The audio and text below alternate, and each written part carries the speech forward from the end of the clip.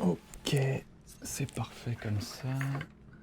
Ouais, ça tourne. Ok. C'est ça que tu m'as demandé de prendre? Exact, c'est bon. Ça va bien. Mais je comprends pas. Ça, c'est les... C'est les questions justement auxquelles on va répondre. Donc ils veulent... Attends, sur moi, il faut quand même un peu de temps. Ils veulent qu'on réponde à ces questions-là, tous les deux. Ouais, Donc ils partent du principe qu'on connaît les réponses. on va voir. Et surtout à l'occasion de la fête de la science, justement, leur thème cette année, c'est la lutte contre les fausses infos. Ça, c'est pas mal. On peut tabler sur le fait qu'il y a peut-être des fausses infos. Et des vrais. Et des vraies. Il y a de tout, quoi. On n'est pas timide. Hein. Et on trie. T'es prêt? Ok. Ça, c'est ta boîte. Pourquoi celle-là? Elle est... Ouais. Elle est... Elle est plus petite. Bon, je prends. Là. Non, c'est bon. Ok, J'ai compris. De toute façon, on est chez toi, donc je vais prendre la boîte petite. Voilà. Je t'en prie, vas-y.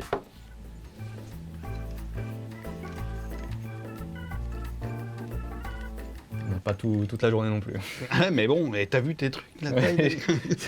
Cher monsieur Nozman, les villes sont plus polluées que les campagnes. Ça, c'est un éternel débat, hein, je pense.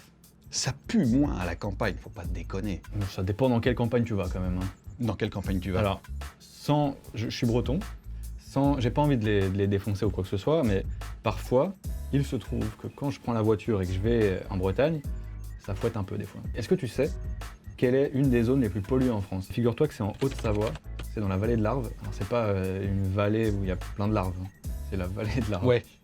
Ça, non, ça, on y tient. Parce que déjà que les Savoyards, on est en train de dire qu'ils vivent dans un endroit qui craint, si en plus il y a que des larves. Non. Non, c'est une vallée qui peut être jolie. Il y a tout un tas de biotopes. Exactement, il y a tout un tas de trucs. Mais déjà l'hiver, ça caille à fond.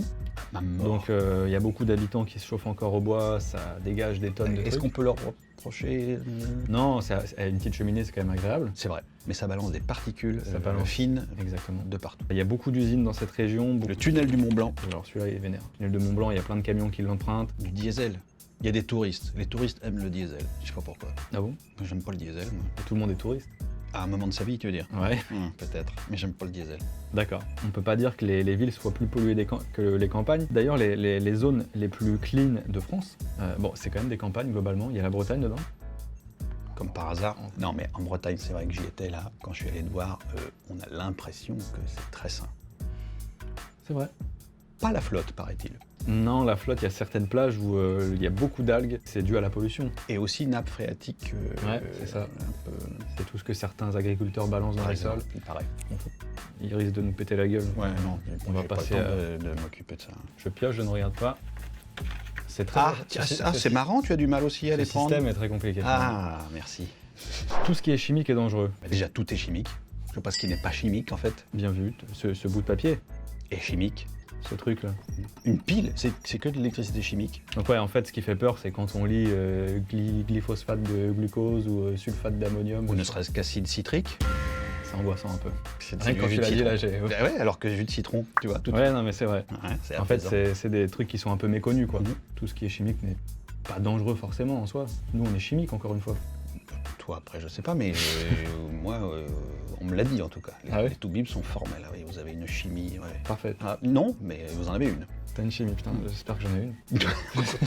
On ira faire des tests. En revanche, j'ai une question là qui pourra durement t'intéresser. Il y a marqué cher Monsieur Nozman aussi? Non, il y a marqué on pourra bientôt vivre sur Mars.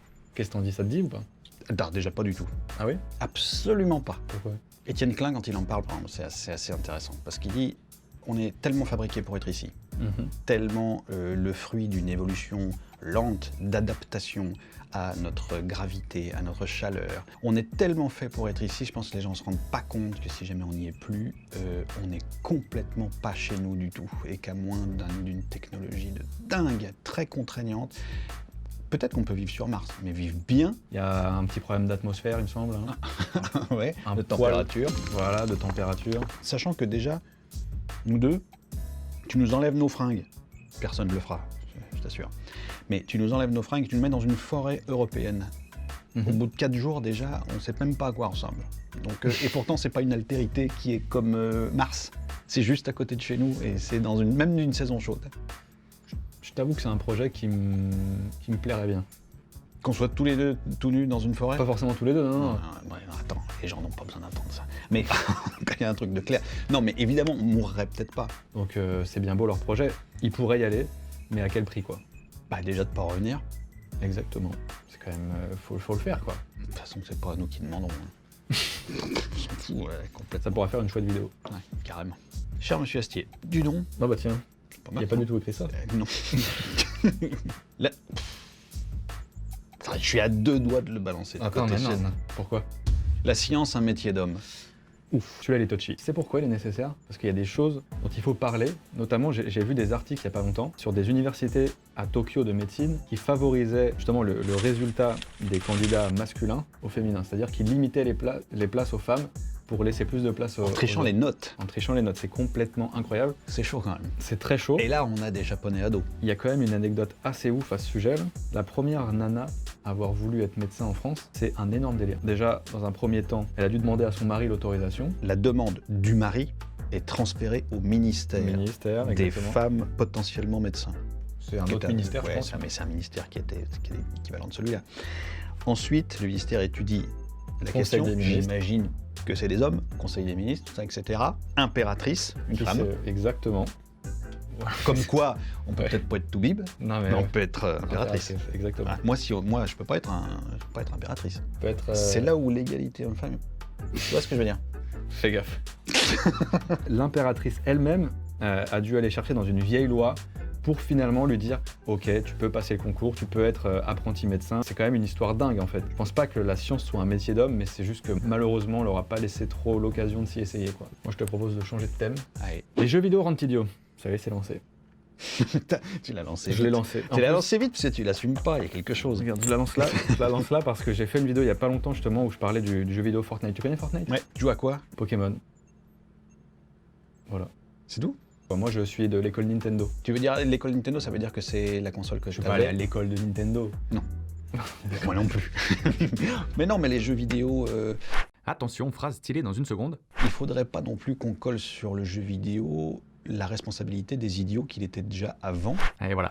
Ouais, ou agressif, quoi. Ou agressif, ou taré. Ouais. Pourtant, il y a des études qui prouvent que jouer à des jeux vidéo comme des FPS, par exemple, donc des first-person shooters, ça pourrait améliorer certaines facultés cognitives ou même des réflexes de vision. Ça, c'est acté. Il y a des études là-dessus. Il y a d'autres études qui montrent que les gens qui passent beaucoup plus de temps sur une console ont des moins bons résultats sur certains devoirs que des enfants qui jouent pas à la console. Mais c'est comme tout, quoi. Si jamais... le temps que tu passes là, tu le passes pas ailleurs. T'as tout dit. Le mec, par exemple, qui est passionné de Lego. Ouais.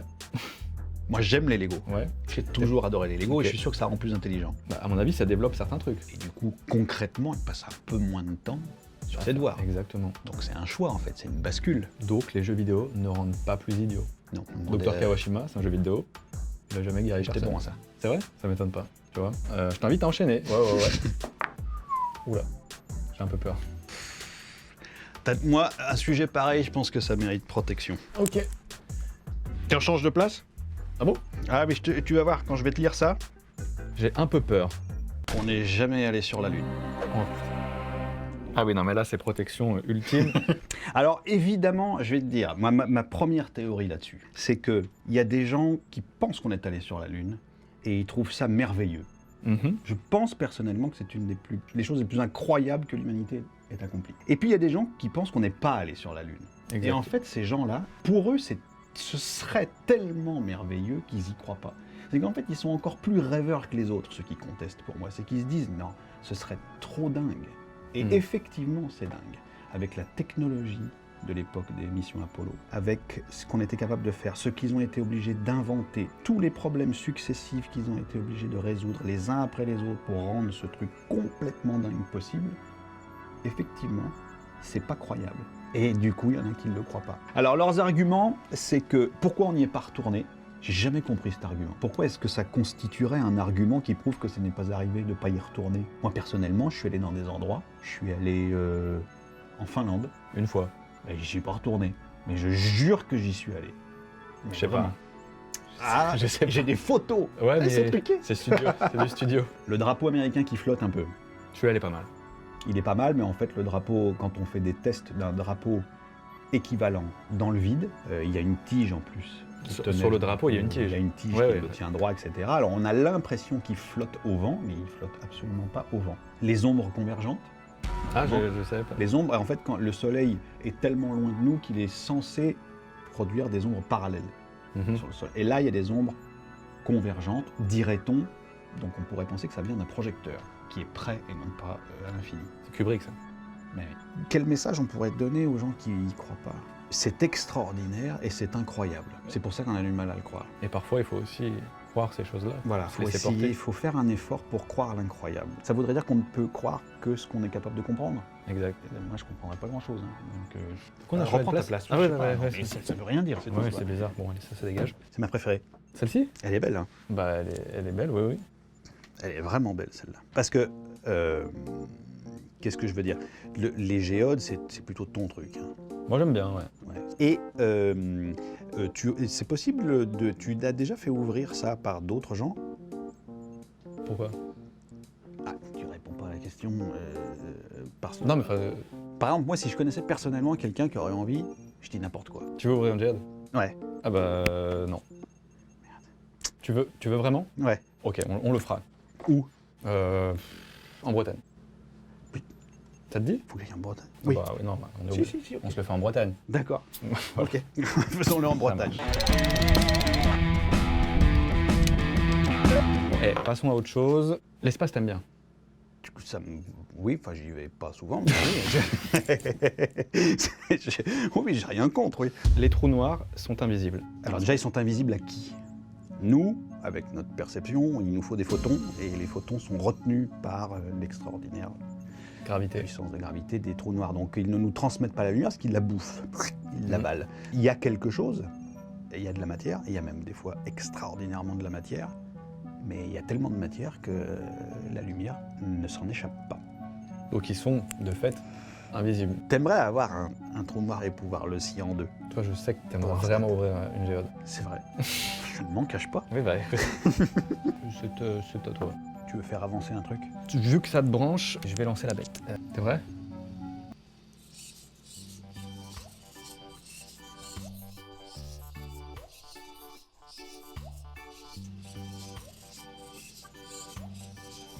Bon, c'est pas encore Elon Musk, mais il y a quelque chose. C'est pas mal. Et en vitesse? Ah, c'était le max. Ok. Ça t'intéresse? Ouais, mais c'est chaud. L'espace est vide. Technique, c'est vrai. Déjà, c'est pas une question. C'est une affirmation. Voilà. L'espace est vide. Est-ce que c'est vrai? Il n'est jamais vraiment vide. C'est vrai. Il s'approche du vide. On n'est pas loin. En tout cas, il y est pas tout à fait parce que depuis l'expansion de l'univers, il reste quand même dans le vide interstellaire au moins un petit atome ou deux. Je crois que c'est un proton par mètre cube, un truc comme ça. Ça fait pas beaucoup. C'est pas vide. Mais il faut le choper. Je veux dire, le gars qui prend un mètre cube d'espace interstellaire et qui veut trouver le fameux proton qui se balade, Il faut se lever tôt. non mais il faut le dire aux gens parce qu'il y a peut-être des gens qui ont Le projet de le faire. Ah ouais, ça va. Non, mais parce qu'ils vont nous écouter, ils vont se dire tiens. Ça va être chaud, on vous le dit tout de Ouais, suite. non, mais essayez, mais ayez un backup, quoi. Ayez une autre activité parce que. Notre projet de vie. D'accord. À moi. Ah oui. Oh nom de chien. Alors ça, tu vois, j'espérais presque que ce soit pas là. Ah bon? Ouais. Oh ouais. Oh. J'ose même pas le dire. On le dit à deux. La Terre, Et ronde. Déjà non. ronde, sphérique, on va dire non, Exact. parce que elle est un petit peu plus aplatie côté des pôles. Elle est Ellipsoïdale. ellipsoïdale. C'est le terme qu'il faut balancer. N'ayez pas, on n'a pas peur de le dire. Non, on est fort, on est puissant, on est dans la force de l'âge, plutôt moi que toi, mais non, ellipsoïdale. Ellipsoïdale. Ellipsoïdale, c'est tout. Donc en fait, le rayon du centre de la Terre au pôle est quoi, une vingtaine de kilomètres moindre Non, c'est pas des masses, mais a priori c'est un que peu le ça. rayon du centre de la Terre à l'équateur. Ah non, c'est pas grand-chose, hein. Mais C'est- bon, on pourrait dire qu'elle est un peu aplatie sur le dessus. Exact. Voilà. Et d'ailleurs, il me semble que c'est en fait une question de mouvement journalier en fait. Si elle avait pas, C'est son spin c'est ça. qui attire le bord, qui la... Voilà, Exactement. Si elle tournait pas comme ça sur elle-même, elle serait peut-être parfaitement ronde. Or, encore une fois, ce qu'il faut retenir, ellipsoïdale. quoi. Ellipsoïdale. Tout ce dont on vient de parler là, si les gens ils veulent en savoir plus, encore une fois, il y a la fête de la science Ouais. du 6 au 14 octobre en France métropole métropolitaine. et du 10 au 18 novembre en Outre-mer. Et donc, On y va? voilà. Tu veux qu'on la... Maintenant, Maintenant t'as les clés. Moi j'ai une bagnole, mais Ah bah, c'est c'est à parti. combien? C'est à combien de distance? 5 heures de voiture. 5 heures de voiture. Let's go. Ouais, tu vois. Concasseur. Ouais. Allez.